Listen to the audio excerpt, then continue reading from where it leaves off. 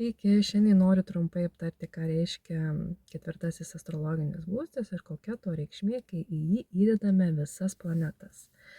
Ketvirtasis būstas yra susijęs su emociniu pasauliu, su empatija, su intuicija ir tai būstas susijęs su pačia širdimi, su žeme, su mūsų šaknimis, kaip mes augome vaikystėje, kaip mes, ar mes turėjome tėvus, ar mes buvom mylimi, o galbūt kaip tik buvom skriaudžiami ir neturėjom savo tikrųjų fizinių namų, ar ne, nes tai gali būti susijęs su nekilnojamu turtu, taip pat su kilnojamais daiktais kaip automobiliai, bet koks transportas kaip motociklai ar dviračiai ir panašiai. Tad jeigu, sakykime, mes įdedame į šį būstą Mėnulį kaip planetą, ar ne, o Mėnulis yra jau valdovas pačio būsto.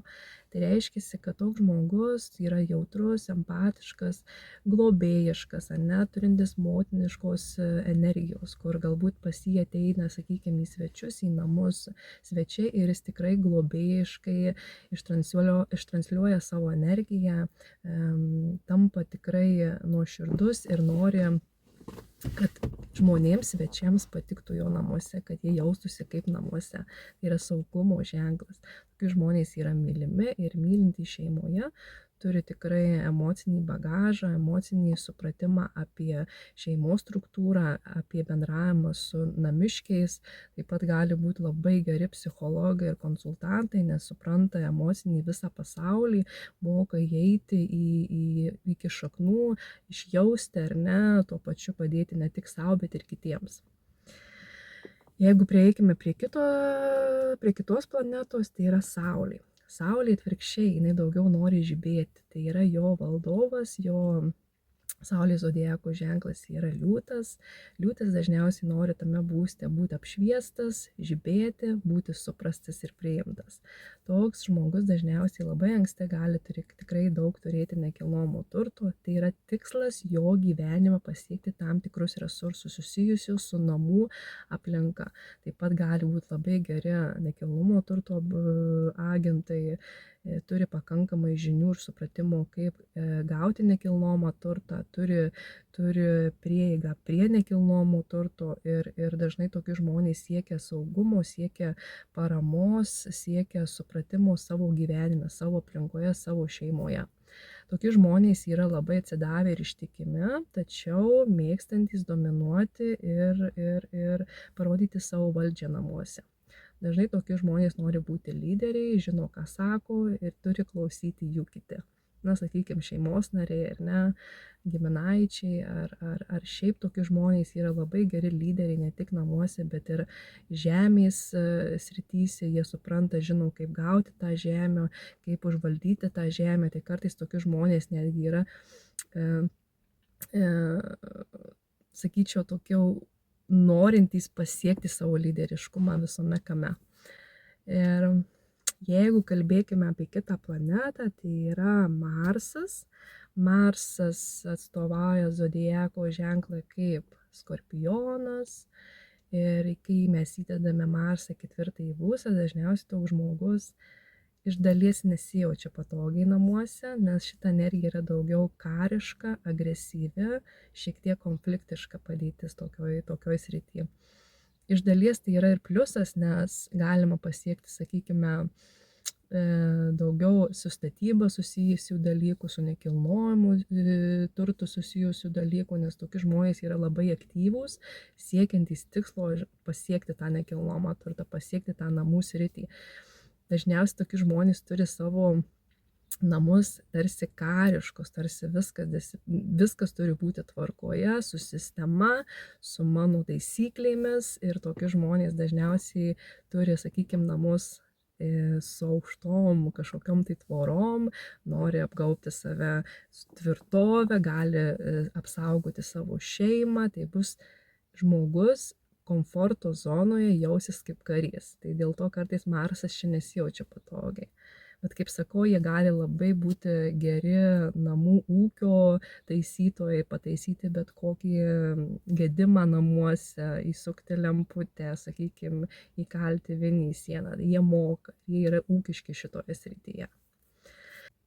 Taigi, jeigu kalbant apie kitą planetą, tai yra Jupiteris. Jupiterio atstovauja zodiako ženklas Šaulys. Ir jeigu šią planetą, šią galimybių plėtros ir išminties planetą įdedame į 4. būstą, dažnai toks žmogus yra išsiplėtęs, tai turi nemažai nekilnojamo turto arba kilnojamų daiktų, kaip automobiliai, ar ne, gali būti labai išsiplėtęs stipriai informacijos srautas didelis iš nekilnojamo turto, sakykime, geri nekilnojamo turto agentai, vadybininkai, pardavėjai, turintys tam tikrų teisinių žinių apie statybas, tikrai puikūs statybininkai ir vystytojai, ar ne. Taipogi turintys tikrai erdvius, didelius namus, didelę šeimą, turintys plačią širdį, įdedantys daug meilės ir atsidavimo šeimai, giminiai, savo šaknims, iš kur atėjo, tai yra žemė, tai yra mūsų gimtinė, mūsų namai, ar ne. Ir toks žmogus dažniausiai gali būti puikus psichologas, nes labai išsiplėtęs ir žino, kaip prieiti prie savo emocinių šaknų, prieiti prie savo emocinio pasaulio, kaip iškapstyti, kaip suprasti jausmus, turi pakankamai informacijos padėti ne tik savo, bet ir kitiems. Ir jeigu paimkime kitą astrologinę planetą, tai yra Merkurijus. Merkurijų atstovauja zodiako ženklas Dvyniai. Ir kai Merkurijų įdedame į 4. astrologinį būstą, tai dažnai toks žmogus yra tikrai stipriai analizuojantis, žaismingas, labai protiškai aktyvus, labai daug turintis informacijos, iškalbos, bendravimo toj namų srityje, labai, kaip sakau, gali būti nekilnojamo turto puikūs agentai, vadybininkai, pardavėjai, nes moka ištransliuoti, moka iškomunikuoti informaciją. Tai jiems yra labai aktualu, jie labai nori bendrauti, labai aktyvūs toje srityje yra.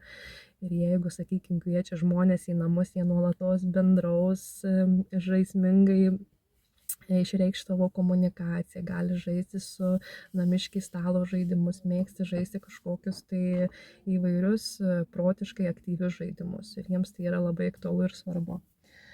Jeigu kalbėtume apie kitą astrologinę planetą, tai yra Saturnas. Saturnui atstovauja zodiako ženklas Vandenis. Ir jeigu mes žinome, kad Jupiteris turi nepozityvumo, tokios laimės ir ekstazijos jausmą, tai Saturnas atvirkščiai turi tokį brandos, sunkumo, disciplinuotumo, tokio šiek tiek pesimizmo, rimtumo energiją, ar ne? Ir kai ją mes įdedame į 4. būstą, dažnai toks žmogus kaip tik atvirkščiai vaikystėje galbūt šiek tiek sudėtinga buvo, ar ne? Galbūt tėvai nesuteikė tam tikros laimės, galbūt buvo sudėtingų situacijų, kai neturėjo namų, galbūt įvyko nelaimė su tėvais, galbūt nesutarė su broliais, seserimis. Įvairių atvejų atsiranda, kai šita planeta suteikia tokio brandumo ateiti į gyvenimą, kai mes turime jau anksti suaugti, kaip sakoma. Tokie žmonės dažnai anksti suauga ir turi labai daug atsakomybių, kurias turi įvykdyti namų srityje, ar ne, namų ūkyje, galbūt turi seneliams padėti, galbūt sergančius tėvus padaboti, įvairių situacijų gali būti, bet dažniausiai tai yra tokia brandi planeta, energija, kur visą gyvenimą tave brandina, ar ne, širdies srityje tu esi labai tokios senyvesnės energijos, kur tu į viską žiūri rimtai, namai turi būti disciplinuoti, čia kaip karo laukas, kaip sakoma. Jeigu įdedi tokią planetą, namuose yra tvarka, kaip kariuomenė, kaip sakoma. Turi lovą pasikloti taip ir kitaip. Tai aišku ir sulėtina tam tikrus procesus, bet kaip aš sakau, Saturnas po 35 metų jau daugiau subręsta, jis daugiau jau tampa daugiau toks išmintingesnis, jau žino, kaip tą dalyką padaryti, kaip jį atstovauti, sakykime, namų srityje jau po 35 gali tikrai gauti nekilnojamo turto, atrasti tam tikras galimybes, kaip jį pasiekti, nes iki 35 žmogus ganėtinai dažnai neturi nekilnojamo turto ir jam reikia siekti, dėti pastangas, energiją, dirbti daug, kad kažką tai gautų. Tikrai ganėtinai iš dalies sudėtinga planeta ir energija, bet iš kitos pusės po 35 žmogus tampa tos srities profu, nes jis dirbo, dėjo, augino ir automatiškai jau vėliau žino, kaip gauti tą nekilnojamą turtą, ar ne, galbūt išėjo iš tam tikrų savo emocinių blokų, kuriuos turėjo vaikystėje, kažkokios tai traumos, ar ne, ir per tas traumas jis ėjo, tvarkėsi, galbūt ėjo pas psichologus, ieškojo proceso, kaip tą emocinį pasaulį sutvarkyti, kaip išeiti iš burto rato, kuris, suteikia tau skausmo kažkokio tam tikro, žinai. Ir dažniausiai tokie žmonės irgi gali pavėluoti turėti šeimas, galbūt šiek tiek sudėtinga gali būti šeimos prizmė, sudėtingi santykiai su pačia šeima, su vaikais, ar ne, su antraja puse. Tai yra pamokos, kaip aš sakau, Saturnas turi brandumo mokinti mus ir toj srity mes turime augti. Ir tai yra nuoseklumas, tai yra vykdomas nuolatinis nuoseklumas, kuomet žmogus turi pasiekti tam tikrus tikslus. Ir jis juos siekia lėtai, bet tikrai ir naudingai.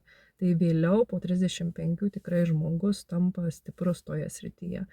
Tai yra, kaip sakoma, kuo didesnės pamokos toj srityje, tuo daugiau mes augame, ar ne? Ir svarbiausia nepasiduoti, o eiti toliau. Kita planeta, jeigu mes paimkime Venerą, Venera atstovauja zodiako ženklas Svarstyklės. Venera, jeigu įdedame į 4. būstą, jinai irgi ganėtinai gerai jaučiasi. Aišku, gali būti, kad aspektuotų zodiako ženklas visai kitas negu Svarstyklės, tada jinai šiek tiek susilpnėja. Bet įprastai Venera gerai visai jaučiasi 4. būste, nes pati Venera yra meilės energija, ar ne, komforto energija. Ir toks žmogus visą laiką siekia namuose grožio, komforto, visą laiką pas jį bus tas patogumas, tas kvapas, viskas kvepės, viskas bus gražu.